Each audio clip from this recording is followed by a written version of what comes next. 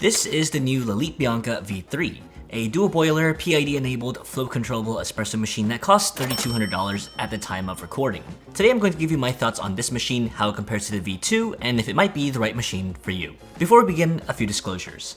Firstly, this was sent to me by my friends at Cliff and Pebble, although no money exchanged hands, and all thoughts and opinions, as always, are my own. Right now, you can also use promo code Chris at checkout for a free Akaya Lunar with any espresso machine purchase. Yes, any espresso machine. Just be sure to have both the scale and the machine in your cart at checkout. Secondly, this video has no sponsor, but is made possible with the help of you guys supporting the channel and using my affiliate links below to continue to help support me and the channel to keep reviewing machines like these. Also, I've just enabled channel memberships, so if you join as a channel member, you'll have access to some emojis, badges, some shoutouts, and discounts on the Mocha Mondays storefront, which is linked in the description below. Okay, so with that out of the way, let's get started with the specs. This 60-pound E61 machine is about a foot or 30 centimeters wide, 16 inches tall, and 16 inches deep. The machine can both be plumbed in or used with a 2.5-liter water reservoir, which has a special little feature in that it can be placed on the sides or back of the machine. Where you decide to place it will add roughly 3 inches of depth or width. In addition to the machine being plumbable, you can also hook up a drainage to the large drip tray. In practice, I found myself needing to empty the drip tray about once a week and refilling the machine 1 to 2 times per week for an average of 1 to 2 shots pulled per day with steam use. With the Bianca being an E61 machine, that also means most 58mm portafilters and accessories will work fine with it, like the Mocha Mondays puck screens, link in the description. The machine has 2 individually PID-controlled stainless steel boilers, with the Brew boiler being about 0.8 liters and the steam boiler being about 1.5 liters in capacity. With its rotary pump, the machine is going to be a little quieter to operate compared to vibratory counterparts like the Rocket Apartamento. Which, by the way, if you do want to see a comparison between the Rocket Apartamento and the Lelit Bianca, I will link it somewhere up here and in the description down below for you to check out. The temperatures are controlled using a little screen in the front, which is also where you can control some of the other aspects of the machine that I'll get into a little bit later. The knobs, the paddle, and the lever all feel good and smooth to use on this machine as well. Although I do wish the placement of the hot water valve was slightly further to the right, but that's just a small nitpick I'm never really truly gonna get over. There are 2 gauges on the machine, one for brewing and steaming pressure and the other one for active brewing pressure for when you decide to use the flow control paddle. The steam one is also a no-burn steam one, which does not mean you won't get burned, but can hold certain parts of it without it being too hot. The wand does also come with a 2 or 4-hole interchangeable tip. The build on this machine is identical to that of the V2, meaning it's really good. Bent stainless steel parts featured all around, chrome-plated brass E61 group head and portafilters, and walnut accents on the knobs and the paddle. Everything feels built like a tank and built to last, and it's polished to a really nice and shiny chrome finish, perfect for fingerprints. Any visible and exposed pieces of metal feel finished cleanly without any rough edges. There does seem to be just the smallest cosmetic imperfections, like how there are little icon prints that don't align the same on both machines, and also the seams of the bent panels don't seem to meet where they should. Other small nitpicks might be the spring-loaded screw mechanism to attach the water reservoir to the machine, which doesn't feel particularly nice or smooth to use, but not really a big issue once you do have it in. So the V3 has a few new features over the V2.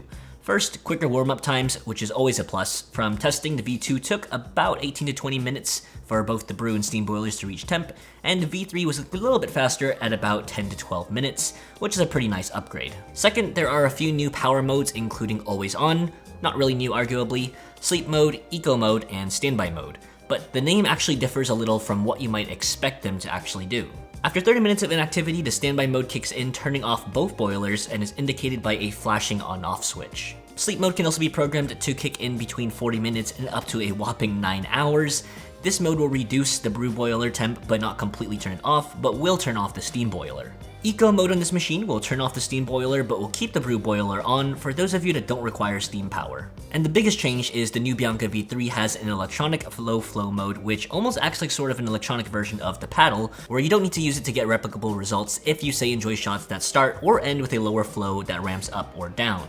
While not necessarily making the paddle useless, it is a cool and interesting feature that I've enjoyed using to get those low flow starting shots without having to do the manual work on the paddle so that I can also steam milk at the same time. In this mode, there's a low flow start, which will start the shot with a low flow, and low flow final, which will tell the machine when to end with a low flow.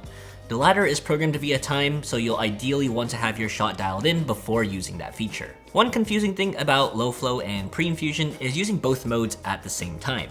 I turned on both features and it seems like pre-infusion does take precedent over the low flow mode for those wondering. If you have one of these machines, I'd definitely like to hear in the comments if your experience using the two different modes together were any different. One other new change is the brew temp offset, which can increase temps by a few degrees when brewing. This one is a little bit confusing to understand, so here's an excerpt from Lelit. So from Lelit, this value is a sort of fourth value of the PID. It was introduced to correct the foreseen thermal error during brewing. When brewing a cup of coffee, the machine dispenses water, hence cold water is introduced in the hydraulic circuit and the boiler. Cold water messes up with the thermic of the machine. This is when the brew temperature offset is needed. In fact, during brewing, the software changes that set point by increasing or decreasing the temperature of the chosen offset, range values of 25 degrees Celsius roughly. In this way, the user has an additional value he can use to personalize his brewing profile. Okay, moving on to the display and the UI. So I like the display. It works well, it's pretty intuitive, and it's easy to use. A few button pushes takes you through the options allowing you to change temperatures on both boilers, select and modify any one of those new modes on the V3, modify your pre-infusion timing if you use it, and also modify the length on that new low flow mode. The workflow on the Bianca is just like any other typical E61 espresso machine. You grind your beans, distribute, tamp, puck screen, and pull. Where it differs is in the programmable functions like pre-infusion and low flow, and also in the flow control with the paddle. Here's some measurements of the Bianca's flow output I took in the various modes.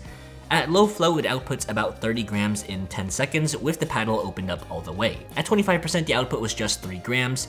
At 50%, it was 18 grams. At 75%, it was 25 grams.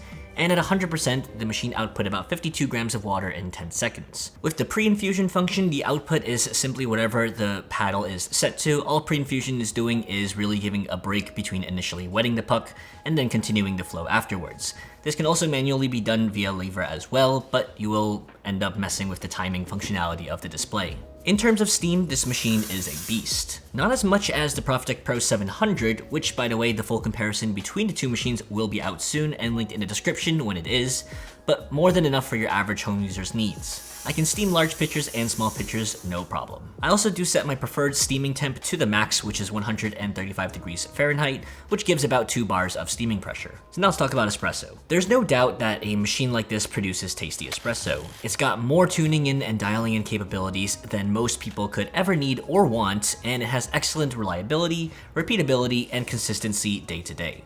As I've said before, your grinder is going to be the biggest determinant of your espresso shot quality, much more than the machine itself. The Lelit Bianca V3 is an excellent machine.